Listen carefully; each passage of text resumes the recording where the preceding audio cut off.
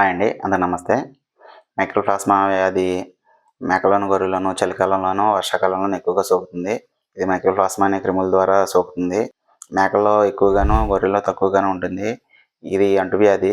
ఇది ఒకదానికి సోకిన మందలో ఉన్న 90% అన్నిట్లికి వచ్చే అవకాశం ఉంది. ఇది పిల్లలకి సోకినట్లయితే ఎక్కువగా మరణాలనేవి సంభవిస్తాయి. ఈ మైక్రోప్లాస్మా పొదుగుని, ఊపిరితిత్తులను ఆశించి ఉంటుంది.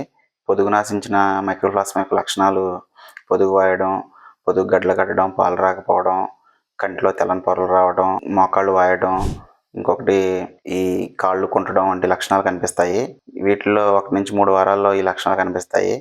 దాని తర్వాత మరణం అనేది సంభవిస్తాయి. ఈ ఊపిరితిత్తులను ఆశించిన మైక్రోప్లాస్మా లక్షణాలు జ్వరం రావడం, దగ్గు, చొంగ కార్చడం, నొగతో కూడిన చొంగ కారడం, నోటితో ఊపిరి పీల్చుకోవడం వంటి లక్షణాలు కనిపిస్తాయి. ఇలా నోటితో ఊపిరి పీల్చుకోవడం తర్వాత 2 నుంచి 4 రోజుల్లో మరణాలు సంభవిస్తాయి. ఈ ట్రీట్మెంట్ పొదుగువాపుకి 3 to 5 డేస్ యాంటీబయాటిక్స్ అనేది ఇవ్వాలి. ఈ నొప్పులకి బీకాం, న్యూమెట్టో లాంటి ఇంజెక్షన్స్ డాక్టర్ సలహా మేరకు ఇవ్వాలి.